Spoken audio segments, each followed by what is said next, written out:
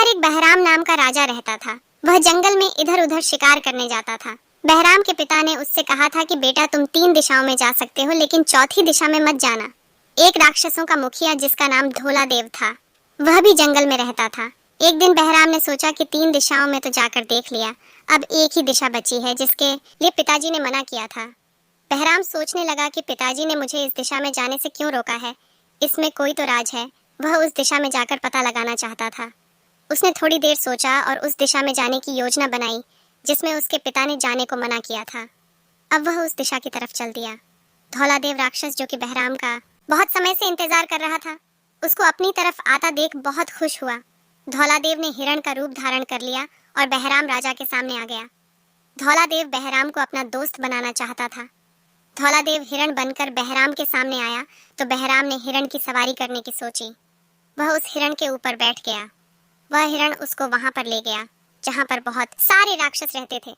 तब उसने सोचा कि पिताजी ने सही कहा था और यह कोई हिरण नहीं है, दानव राक्षस है जो मुझे इन राक्षसों के पास ले आया है। अब वहां पर जो राक्षस थे उन्होंने बहराम को चारों तरफ से घेर लिया और उसे खाने के लिए चक्कर लगाने लगे कि कब इसे धौलादेव छोड़कर जाए, वह हम इसको मार डालें।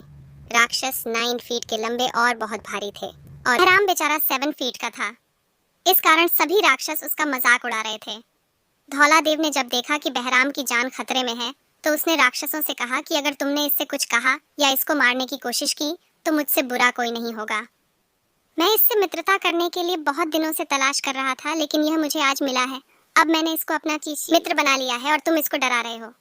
बहराम को आश्चर्य हुआ कि यह मुझे अपना मित्र क्यों बनाना चाहता है।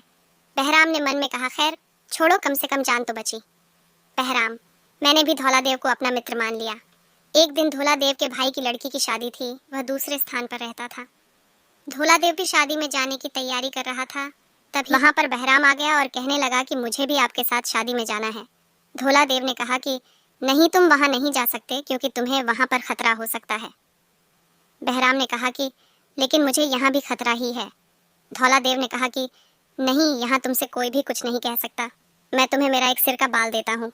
जब भी तुम पर कोई भी परेशानी आए तो इस बाल को आग के सामने कर देना, मैं तुरंत आपके पास आ जाऊंगा। धौलादेव शादी में चला गया और बहराम बाग में इधर उधर घूमने लगा।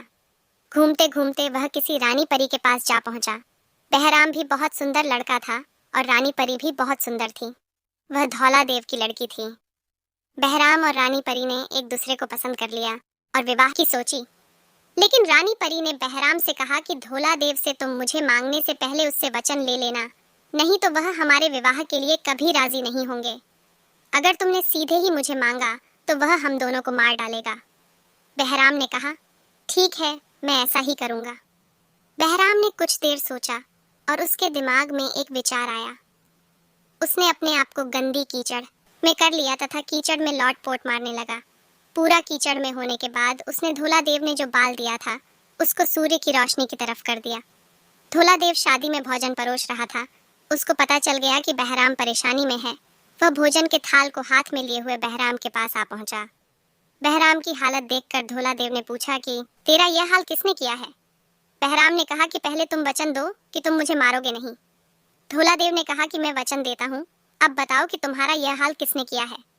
बहराम ने कहा कि मेरा हाल किसी ने भी नहीं बिगड़ा है, बल्कि मुझे रानी परी से विवाह करने के लिए ये नाटक करना पड़ा।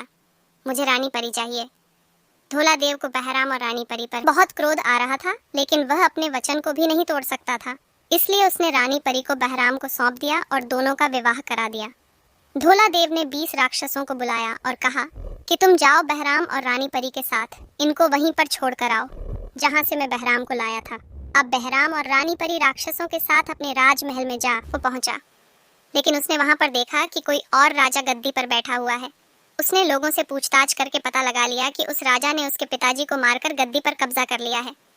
बहराम के पास सैनिक भी नहीं थे उस राजा से लड़ने के लिए, इसलिए वह भेष बदलकर महल के पास ही रहने लगा। जो राजा गद्दी पर बैठा था उसके सैकड़ों रानियां थीं, लेकिन जिसको बहराम लाया था उसकी तरह सुंदर कोई भी नहीं थी। जब उस राजा से लोग कहने लगे कि आपकी रानियों में से एक भी स्त्री ऐसी नहीं है जैसी बहराम लाया है, राजा को यह सुनकर बहुत बुरा लगा और कुछ सैनिकों को उस रानी परी को बुलाने के लिए भेज दिया, लेकिन रानी परी ने आने से इनकार कर दिया।